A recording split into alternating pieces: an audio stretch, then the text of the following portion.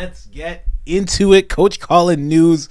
Man, what is happening to the Daily Wire? The Daily Wire started and it was insanely good. And it really was. No matter what you think of Ben, it was great.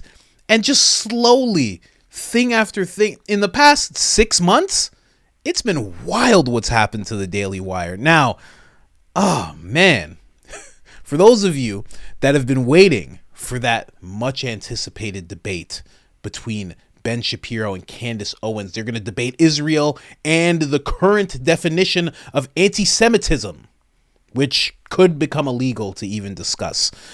It just might. For those of you that are waiting on this, you know, we've all been waiting, right? And Candace Owens even talked about it.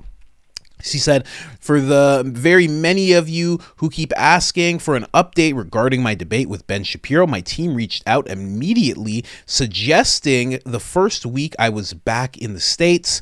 We were informed the proposed date could not work for Ben due to the holiday, but have not heard back regarding the dates. Despite multiple emails, we are still very keen to make this healthy debate happen regarding Israel and the definition of anti-Semitism at his earliest convenience. And we're just like, okay, all right, let's do that. That wasn't that long ago, April 24th. And then, bang, boom, Daily Wire obtains gag order against Candace Owens despite Ben Shapiro wanting a debate. That should be in quotes, wanting a debate. That's what that should be. That should be in quotations right there. Now, this is very interesting. I saw this story. Everybody's seen this story. It was actually broken by this gentleman. If you don't know him and you're on X, he's a great follow. His name is Glenn Greenwald. Doesn't actually live in America. He actually, I believe, lives in South America, but he is a incredible journalist. He does incredible work. And he broke this story. So right away, I'm like, okay, you know, I take that into account. I'm like, he's not even in America. How does he know? How did he get this information? So I started looking into it a little bit, and he also wrote an article, and I'm reading the article, and I'm like, maybe it's true. And then I start scouring X like I usually do when I'm trying to research something. And then I see that Candace Owens agreed with this. Now, this is a post where Vivek is talking about a gag order to stop the leading U.S. presidential candidate in the middle of an election from responding to political attacks is an affront to the First Amendment. Call it what it is, election interference. And I'm like, oh, she liked it. Then I look more and I'm like, oh, she retweeted it. She said, totally agree with this. Using the court system to gag people from responding to hostile political attacks is an affront to the First Amendment. But I'm glad it's happening to Trump because it's fostering a much needed conversation. And when I saw that, I was like, okay, that's her trying to let everybody know a little something about this. Because when it comes to this gag order, it's a gag order. She can't talk about it. She can't confirm or deny. She has to push questions about it to the side, but she can do things like this. And then I saw another post from her where she liked Larry Elder. If you don't know him, he's a great follow as well on all platforms. Breaking, judge holds Trump in contempt for violating gag order, threatens ex-president with jail time. Wow. So banana republic, but stay on topic. And then Candace Owens is like, I hope Trump continues to violate his gag order. Using the legal system to silence people from exposing corruption is utterly immoral. Now, these things are true in regards to Trump. It so is, you know, but also it speaks to her situation perfectly without her speaking to her situation. And I think Candace is smart enough to do that exact thing. And then from here, many people started commenting about it. If you don't know about Vincent, he is part of Patrick Bet-David's podcast crew. He's a great guy, super Trump supporter, straight up New Yorker. He's one of the best parts of Patrick Bet-David's podcast. Absolutely love his input. He's the opposite of Adam. If you know about Patrick Bet-David's podcast, you know there's Adam and you don't want to hear Adam talk. Vinny, you want to hear Vinny talk. He's great. He started talking about this. They posted a whole story, but then I noticed as I was going through it, I'm like, they're just citing a lot of Glenn Greenwald. So I'm like, okay, so I'm going to start taking this article more serious. So Glenn Greenwald talks about the build-up to the debate, but then he actually works his way into actually what's happening. So 2 weeks later, many readers of both Ben Shapiro and Candace Owens noticed and complained that the debate had not happened yet. On April 24th, Candace addressed the inquiries. I already showed you guys that, but let's get to this. But the debate was never going to happen. This is because the Daily Wire in secret, unbeknownst to its readers, I don't know why he says readers, unbeknownst to the viewers, sought a gag order to be placed on Owens after she had called for a debate. Now, get the reason that they called for this gag order. When you understand what they used to call for the gag order, it's just like, wow, some really, really shady stuff, I have to say. Now, okay, this is what happened. They did this under the cover of secrecy before a private arbiter. Did I say arbiter? Arbitrator. Sorry. At exactly the same time that they were claiming to want a public debate. They were claiming that they wanted this public debate, and they were even negotiating the terms with her. To this date, the Daily Wire has not informed its readers, seeking to understand why the much anticipated debate had not happened yet, that they had sought a gag order. They had sought and obtained a gag order. So the arbitrator actually sided with them. Okay. But their reasoning is pretty sound, but it's also it's really shisty at the same time. Listen to this. When seeking a gag order to be imposed on Owens, the Daily Wire accused her of violating the non-disparagement clause of her agreement with the company. To substantiate this accusation, the company specifically cited Owens' initial tweet requesting for a debate with Shapiro as proof of this disparagement, along with concerns she voiced that Ben Shapiro appeared to be violating the confidentiality agreement between them by publicly maligning her and her views to explain her departure from the company. So they used the fact that she requested a debate to say that she's breaking this non-disparagement clause that is within her contract. This is absolutely wild, and it's going down exactly the same way that Tucker's case did. Tucker had to be silent for a while. No one understood why Tucker was being so silent. And then we figured out that Fox was actually, and people want to throw out allegedly, Tucker doesn't talk about it much, but there was a whole lawsuit. There was a whole lawsuit. So he was actually being silenced by these people, and they wanted him silent until after the election. Could you imagine if that happened? Think about everything Tucker's done if they had him silenced for that long. But getting back to the point, it's very similar. While the company claimed before the arbitrator that it did not object in principle to a healthy debate, it urged the imposition of a gag order on Owens by claiming the way she requested the debate constituted disparagement of Ben Shapiro and the Daily Wire. Wow. So it's like I guess he's not wrong. I don't know what that clause looks like, but to have her ask for the debate and for him to be like, yeah, let's do it. Nah, I'm not going to do it there. Let's do it here. Our studio. Let's go. Nah, no neutral. Come here Monday. Yes or no? Come on. And then Jeremy's like, yeah, what's going on? You said you wanted a debate. What's going on? Oh my gosh. That's how he sounds. I've never heard him talk. That's what it sounds like. Was it good? I think it was good. To justify the gag order they wanted, the company cited various criticisms of the Daily Wire and Ben Shapiro on X that Candace Owens had liked.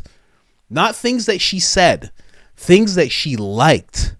This proceeding took place as part of an exchange of legal threats between the parties after the public agreement to debate about Israel was solidified.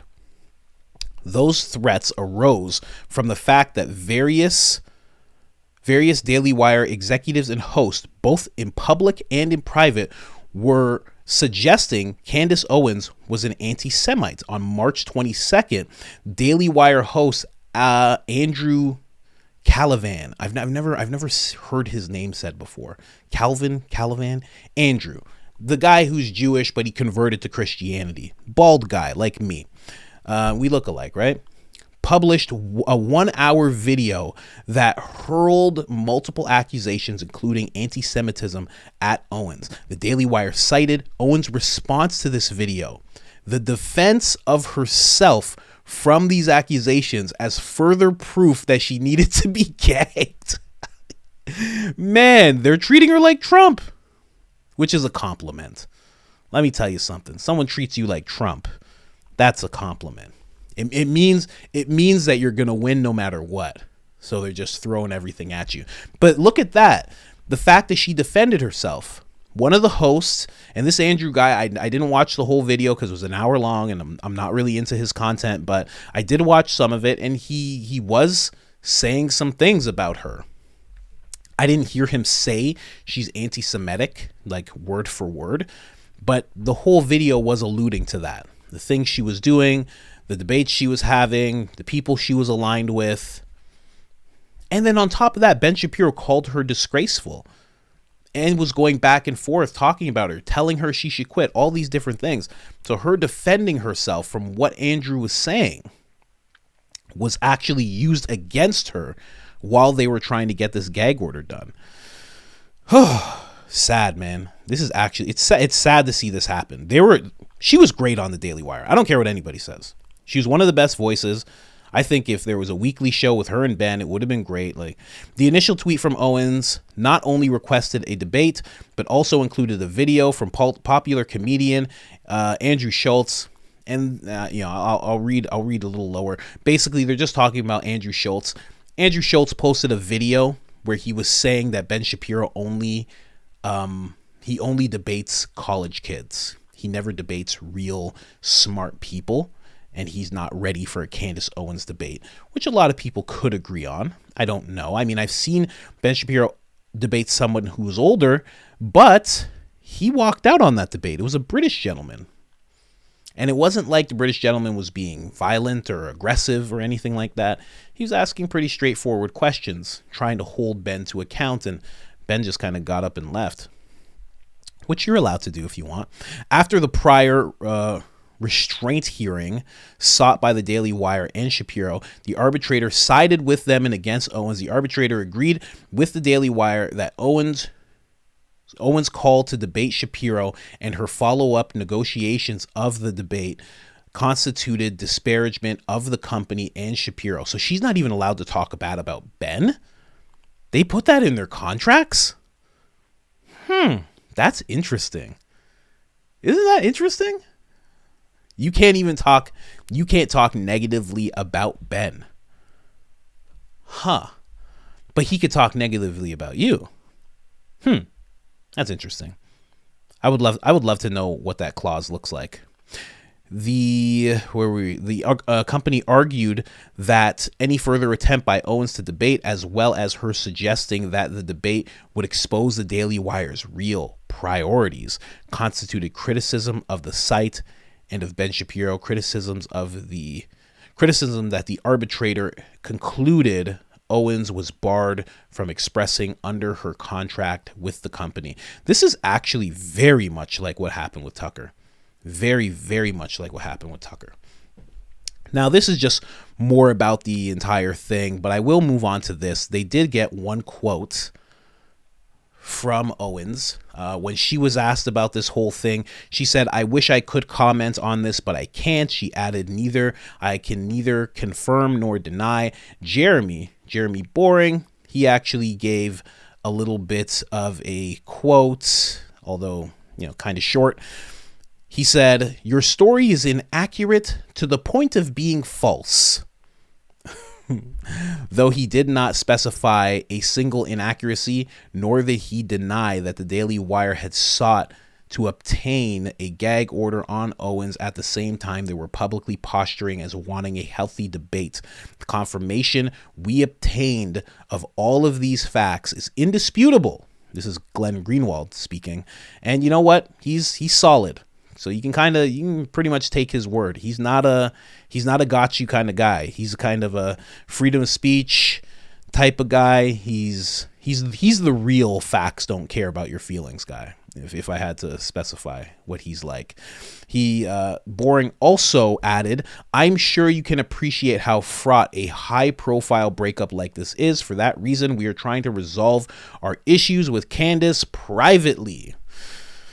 Whew. Wow. That is wild. And of course, everybody saw this. Everybody's read this. And a lot of people are very angry.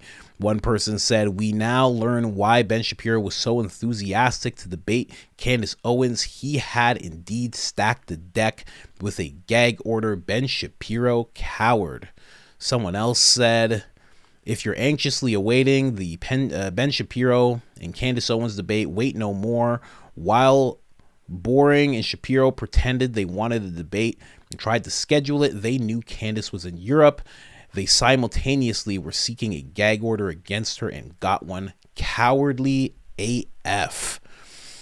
And somebody else said, Daily Wire secretly putting a gag order on Candace Owens should not surprise anyone. They're a group of sneaky people. Stop subscribing, stop supporting. And then she's pretty much just citing Glenn Greenwald in this whole thing. Somebody else said, I'm on record as wanting to see Daily Wire success. You've never seen me bash the company. This is scummy AF. Real coward stuff. Don't challenge people to debates, then sue. And lastly, cancel this. Mr. Ian Carell, great follow if you're on X. He said, well, since Candace Owens isn't legally allowed to say it anymore, we'll say it for her. The Daily Wire is Israel first, and when they got exposed, they fronted a big game like they welcomed open debate and hoped a gag order would bury this in the news cycle like the Israeli propaganda. He gets deep into stuff like that if you ever want to check out his content. I can't think of anything more repugnant, two-faced, than posturing about open debate while seeking legal action to silence said debate behind the scenes. Cancel your subscription yesterday. Matt Walsh, Mike Knowles, it's not too late to leave with some dignity. Keyword some. A lot of people are feeling these same sentiments. I think this is a very, very, very sad move. I wish I knew the ins and outs. I wish I could hear a detailed explanation from Ben Shapiro or Jeremy Boring or Candace Owens. I wish I could just hear everybody talk about it. But if this is like the route of Tucker Carlson, even when this gets resolved completely, you still won't be able to hear about it. Tucker has still not said anything. Tucker still says he doesn't know why he was fired.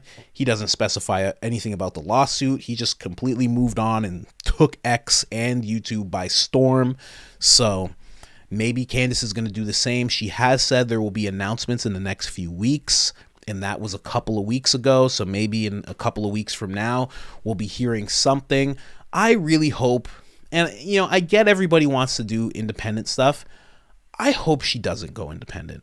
I really hope she works with Tucker Carlson. I really don't think that all of these voices should have these little networks that they all have. I get it for money's sake, and I get it for not wanting to have a boss, someone who could do what's happening to her right now. But I really think, why aren't all these voices together? Like, I want to start something. I'm definitely not going to do it on my own. I'm going to try and pull together a bunch of people who are like me. I don't know. And then maybe I'm not the person who owns everything. Maybe we all own something. I don't know, but I hope she gets, I want to see her work with Tucker. I think it would be incredible.